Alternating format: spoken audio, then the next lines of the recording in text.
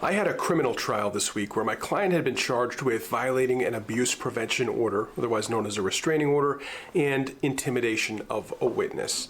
Now, the client had been with a woman and they had children together.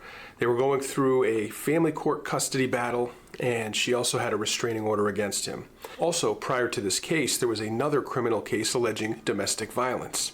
Now, I take great pains to try to avoid the jury from hearing anything about other alleged bad acts.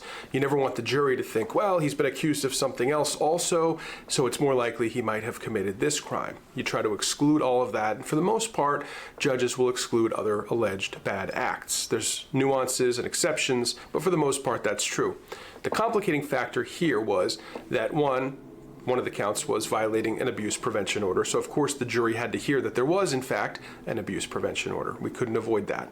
In addition, the intimidation of a witness charge stemmed from my client allegedly making some sort of an offer for the alleged victim to give up the criminal case in exchange for something of value. So the criminal case became an issue too. So the jury heard about the prior restraining order and the prior criminal case, which obviously starts us off on a more difficult footing. Now, we had gone to trial on the first case and we got an acquittal. So the jury did hear about the acquittal, but didn't hear much about the allegations other than that. So they knew that the prior jury had rejected this same alleged victim's story before. And I had cross-examined this person both in the criminal trial and also in the restraining order hearing. So we had some records, we had transcripts, and this revolved around a telephone call, and the parties were allowed to talk, but only about certain things, not about certain other things. And so when the alleged victim made a complaint to the police, she actually had provided a screenshot of the call that she made, this alleged big, long 3-hour call, and gave it to the police. Police didn't look through her phone. The police didn't subpoena any records. They basically just took what she said, took her screenshot, and ran with it. And she only told them about this one singular call.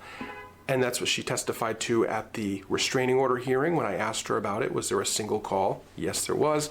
And so that was the whole story. And even at this current trial this week, when the prosecutor asked her to explain everything, it was one singular call.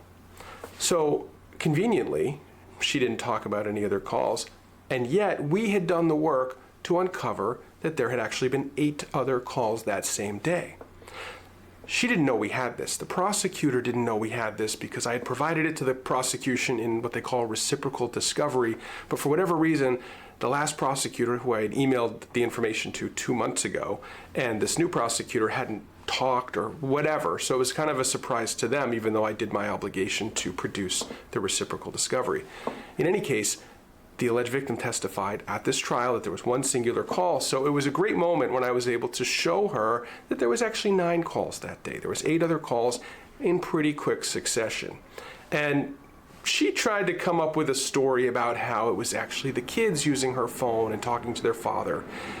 The only thing is, there was 8 seconds between the last call and the call that she had been talking about, the call that was the subject of these 2 criminal charges.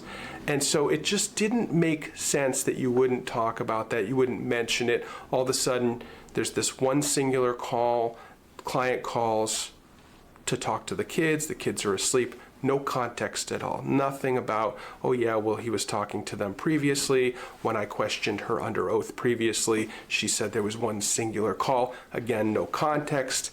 Yes, there was one singular call. So I was able to establish to the jury that this woman was lying. Lying under oath, lying to the police, just lying in general. And the jury obviously agreed. So I think that in the end, we got the right result, which was, of course, a not guilty verdict on both counts. And it's always satisfying to get justice, always satisfying to get a not guilty, no matter if my client did it or not. I don't care. But it's extra satisfying when somebody lies and tries to get somebody else in trouble, and you can expose the truth, and you can actually get real justice in court. And it feels good. It feels really good. It was a great result for a client who deserved an acquittal. I think that was the absolute right result.